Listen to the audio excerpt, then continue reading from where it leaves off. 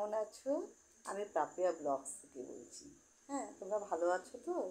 আমি যে দেখতেই পাচ্ছ আমি সাজুগুজু করে ষষ্ঠীতে যাচ্ছি।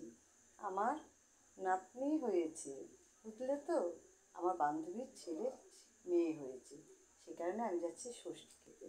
এখন আমি শুরু করলাম যাওয়া। এখন এই গাড়িটা কিন্তু আমার, কিন্তু আমার বর চালায় আর ছেলে চালায়, বুঝলা?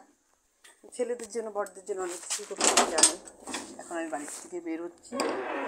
হ্যাঁ, বের হয়ে আমি যাচ্ছি হচ্ছে, এখন আমি একটু এক্সাইটেড, বুঝলে তো? এই যে দেখো আমাদের রাস্তাটা কি সুন্দর, ঝাঁ চকচকে রাস্তা, দেখছো? প্রত্যেকেই না আমাদের বাড়ির সামনেটা, সবাই সবার বাড়ির সামনেটা পরিষ্কার রাখে, যার জন্য আমাদের রাস্তাগুলো এত সুন্দর দেখায়। বলছি যে এখানে না লাইটটা কম, তাই না আলো দেখা যাচ্ছে না। হ্যাঁ, বুঝলে তো? এখন আমি যাবো বাবুপাড়াতে, ওখানে গিয়ে বেশ গল্প করব, গল্প সেরে তারপরে চলে আসব বাড়িতে। হ্যাঁ, এই যে পাশে একটা বিয়ে হচ্ছে, এইখানেও আমাদের নিমন্ত্রণ আছে, সেটা হবে রোববার। তাই আমরা যাচ্ছি। এখন আগে তো সেটা খেয়ে আসি, মুখ ষষ্ঠীটা খেয়ে আসি, তারপরে তো আপনাদের, এখন আমি রাস্তায় যাচ্ছি, এটা হচ্ছে আমাদের 10 নম্বর ওয়ার্ড, উত্তরপাড়া। 2 মিনিটের পথ আমি চলে আসলাম, দেখো আমাদের বড় রাস্তা, এই রাস্তায় চলে আসলাম।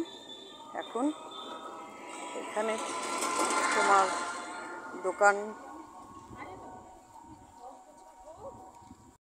চপের দোকান, এই দোকানে না খুব টেস্টি খেতে চপ তৈরি হয়, বুঝলে? না না না, আমি দেখতেই পারছো আমি গাড়িতে উঠে পড়েছি, যে আমার গাড়ি ভাই। হ্যাঁ, এখন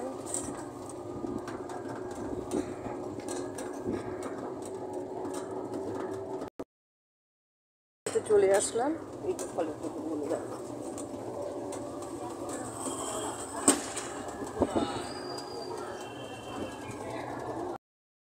খুব ভালো।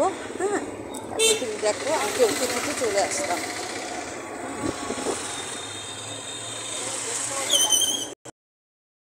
হয়ে গেল আমাদের বড় বড় দোকান, দেখো।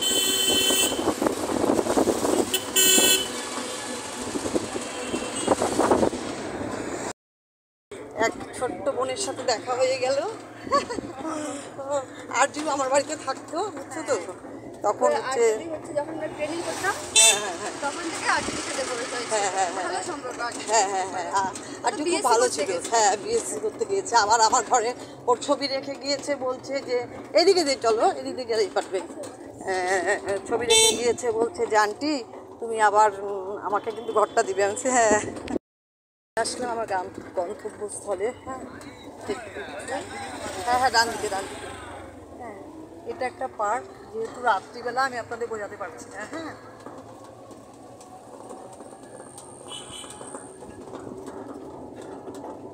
এখন আমার যে ওয়েদারটা দেখি, দেখো